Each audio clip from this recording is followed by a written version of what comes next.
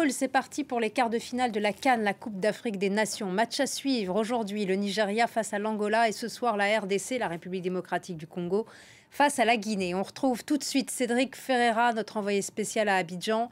La grande rencontre attendue, c'est le Nigeria face à l'Angola. Et oui, un match qui va se dérouler dans le stade que vous apercevez derrière ce stade Félix Houphouët-Boigny.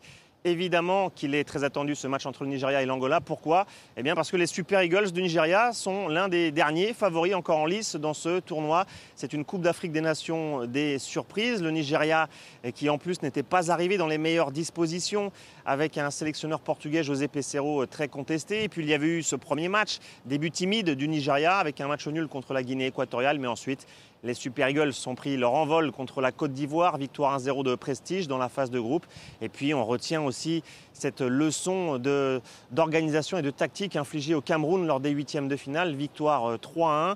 On parlait beaucoup du potentiel offensif du Nigeria avant le tournoi, mais c'est surtout sa défense en fait qui est très efficace. Meilleure défense du tournoi, le Nigeria, avec un seul but encaissé. Et ce sera justement d'ailleurs un très bon test contre l'Angola qui, elle, est la meilleure attaque. 9 buts marqués par les Palancas Negras, les antilopes noires de l'Angola jusqu'ici. On va donc avoir une opposition de style s'il y a beaucoup de confiance du côté du Nigeria, du côté de l'Angola également. On note que les Angolais, eux, veulent écrire la plus belle page de l'histoire de la sélection nationale en Coupe d'Afrique des Nations, puisque jusqu'ici, l'Angola n'a jamais atteint les demi-finales. Et qu'en est-il pour ce soir, la RDC face à la Guinée ? Alors là, c'est un match un peu plus équilibré sur le papier avec deux équipes au parcours totalement différent. Il y a d'abord la République démocratique du Congo, qui est la seule équipe parmi les qualifiés en quart de finale à n'avoir jamais remporté un match dans le temps réglementaire. Effectivement, la RDC s'est qualifiée en huitième de finale après 3 résultats nuls dans la phase de groupe. Et pour se qualifier en quart de finale, les Léopards congolais ont éliminé l'Égypte après une séance de tir au but épique, avec ce tir au but décisif inscrit d'ailleurs par le gardien Lionel Passy, qui est devenu le héros des Léopards congolais durant cette rencontre.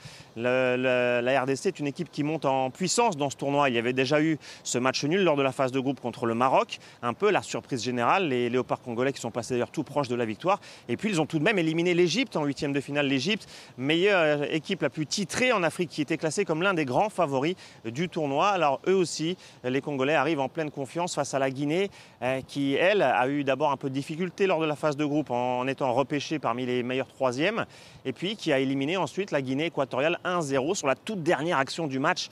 Mohamed Bayo a inscrit le but décisif. Il est devenu le héros du Sili national. On se souvient même des larmes du sélectionneur Kaba Diawara. Il a d'ailleurs déclaré avant ce match: nous sommes en mission, objectif qualification.